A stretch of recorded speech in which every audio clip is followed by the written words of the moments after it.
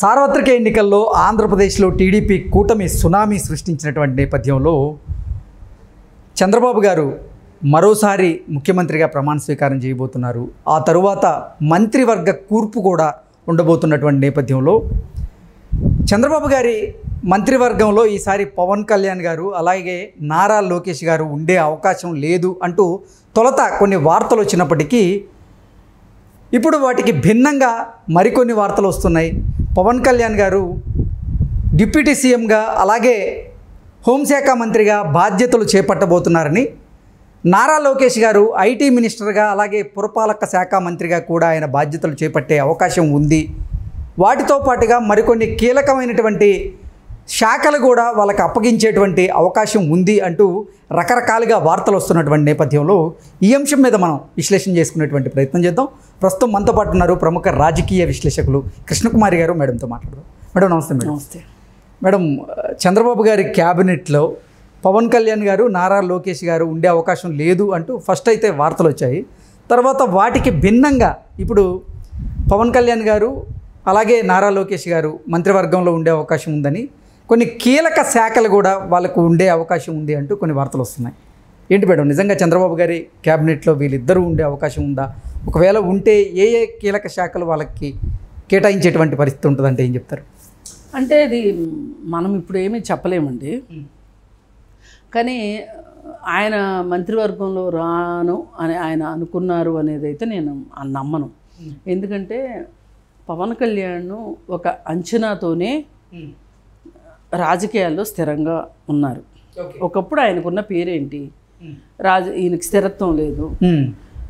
రాజకీయాల్లో అసలు స్థిరత్వం లేని నాయకుడు ఎవరైనా ఉన్నారంటే ఆంధ్రప్రదేశ్లో జనసేన పవన్ కళ్యాణ్ అనే వార్తలు కూడా వచ్చాయి. గతంలో అనే వార్తలు ఆయన శత్రువులు ఎక్కువ దాన్ని వాళ్ళకొక దాడికి పనికొచ్చింది.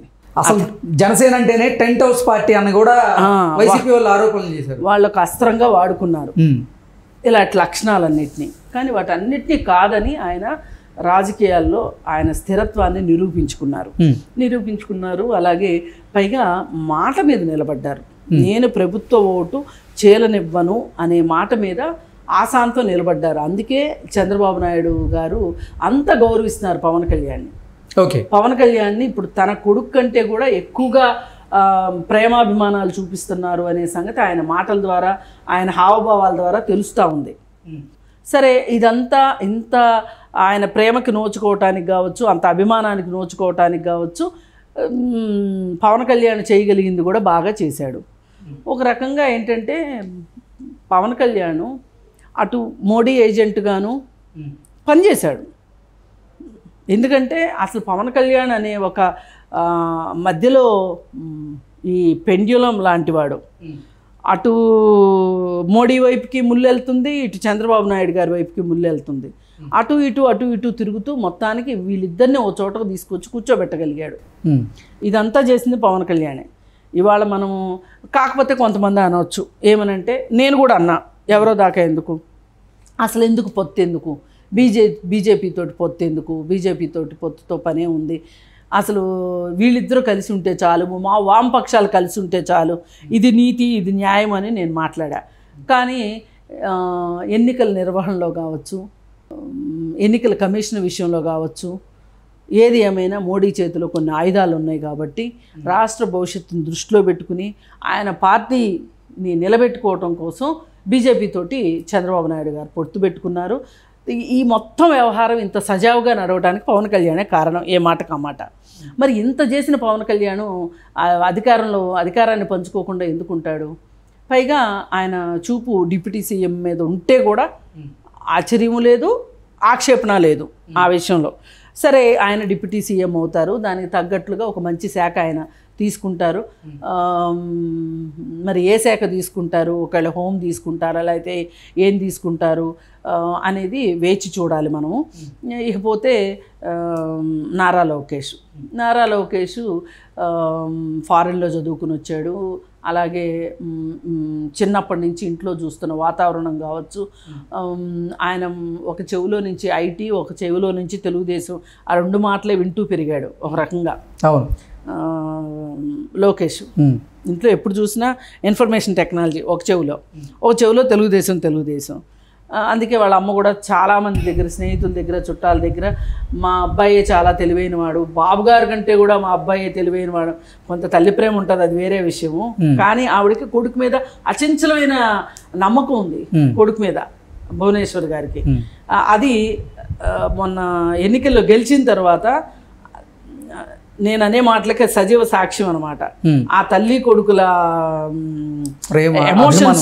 ఎమోషన్స్ అక్కడ ఎంత ఎమోషనల్ అయిపోయారంటే వాళ్ళిద్దరూ.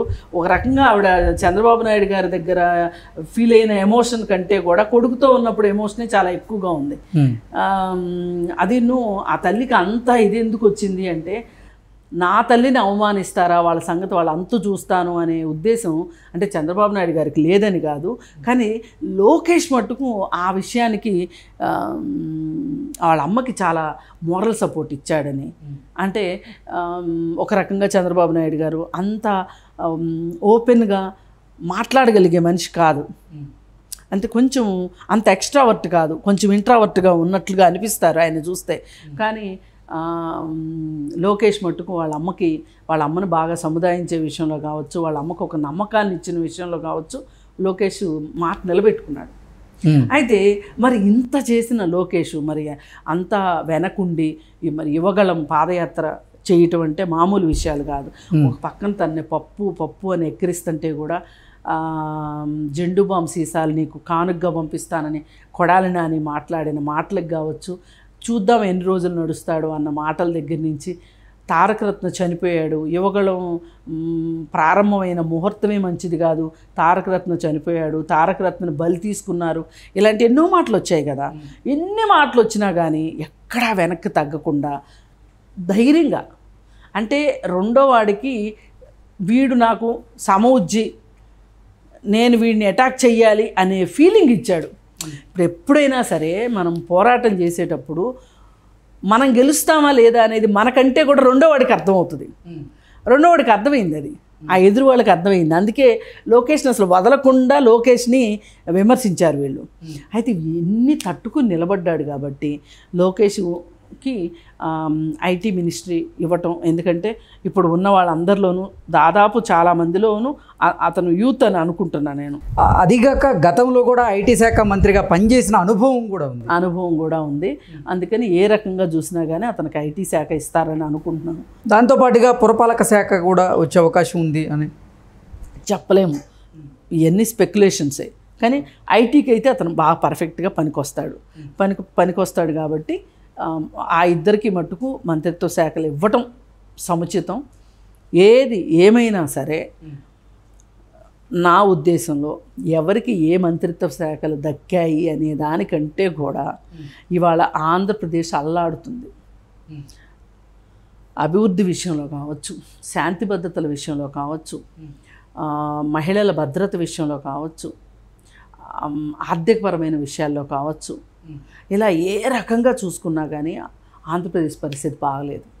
ఈ రోజుకి ఓడిపోయిన వాళ్ళు మేము ఎందుకు ఓడిపోయాము అనే అంతర్మదనం చేసుకోకుండా వైసీపీ వాళ్ళు ఈ రోజుకి వాళ్ళు తగాదాకి సై అంటున్నారు. ఇప్పుడు ఇంతకుముందు ఎప్పుడు మాట్లాడిన వాళ్ళు ఇప్పుడు బయటకు వచ్చి ఎప్పుడు మాట్లాడిన వాళ్ళందరూ కాస్త ఇళ్లల్లో కూర్చున్నారు. కొత్త గళాలు వినిపిస్తున్నాయి, కొత్త స్వరాలు రావాల్సిందే, గళాలు వినిపించాల్సిందే. కానీ వాళ్ళు చేసేది ఎలా ఉంది అంటే, అసలు వీళ్ళు మామూలుగా ఉంటే కూడా వీళ్ళని రెచ్చగొట్టి తగాదాలకి పిలిపిస్తున్నట్లుగా ఉన్నారు వాళ్ళు. అంటే వీళ్ళు గెలుపు మదంతో మాట్లాడుతున్నారు, గెలుపు గర్వం వీళ్ళకి తలకెక్కింది అని ప్రజలు అనుకోవాలి అని చెప్పి వాళ్ళు ఉచ్చులేస్తున్నారు. ఇప్పుడు వేటకెళ్ళినప్పుడు ఉచ్చులేస్తాం మనం, ఆ ఉచ్చులేస్తున్నారు. ఇవాళ టీవీ డిబేట్స్లో చూసుకుంటే కనుక వాళ్ళు విసురుతున్న సవాళ్ళు చూస్తూ ఉంటే అసలు వీళ్ళకి ఈ గొడవలు ఆగిపోవటము, ఈ రాష్ట్రం బాగుపడటం ఇష్టం లేదు అనిపించేలాగా ఉన్నారు. మేము మాట్లాడి తీరుతామని మాట్లాడుతున్నారు. ఇదా మీరు మాట్లాడాల్సింది? ఎస్ మా వల్ల పొరపాటు జరిగింది, మేము వచ్చిన అవకాశాన్ని సరిదిద్దుకోలేకపోయాం, కానీ మేము ప్రతిపక్షం తక్కువ నంబర్ ఉన్నప్పటికీ మేము బాధ్యతాయుతమైన ప్రతిపక్షంగా వ్యవహరిస్తాము అనే మాట మాట్లాడాల్సింది పోయి, ఎవరికైనా ఒక హంబుల్నెస్ అంటే ఒక అణుకువ గెలిచినా ఉండాలి, ఓడినా ఉండాలి. ఓడినా లేరు అణుకువగా అంటేనేమో ఇంకా వాళ్ళు ఎప్పటికీ పైకి రారని అర్థం. గెలిచిన తర్వాత అనుకోలేకపోతే మళ్ళీ ఓటమికి సిద్ధమని అర్థం. ఎగ్జాక్ట్లీ. ఈ రెండు విషయాల్లోనూ వాళ్ళు గెలిచినప్పుడు అనుకోలేదు, వాళ్ళకి అప్పుడు బోలెడు గొడవలు చేశారు. ఇప్పుడు ఓడిపోయినప్పుడు కూడా వాళ్ళకి అనుకోలేకోకుండా వాళ్ళు ఇదంతా ఒక ప్లాన్ ప్రకారం చేస్తున్నారు. వీళ్ళని బరిలోకి లాగుతున్నారు తెలుగుదేశం కార్యకర్తల్ని. నేనేమనుకుంటున్నానంటే మొదటిగా దృష్టి పెట్టాల్సింది ఈ విషయం మీద దృష్టి పెట్టాలి. ఏ మంత్రన్నా రానివ్వండి, ఇప్పుడు శాంతి భద్రతలు హోమ్ కింద వస్తాయి. హోమ్ మినిస్టర్ ఎవరైనా సరే ఇది మట్టుకు ఫస్ట్ చేయాల్సింది ఇది. అది సోషల్ మీడియాలో రానివ్వండి, ఎక్కడన్నా రానివ్వండి, వీటిని మట్టుకు అరికట్టాల్సిందే.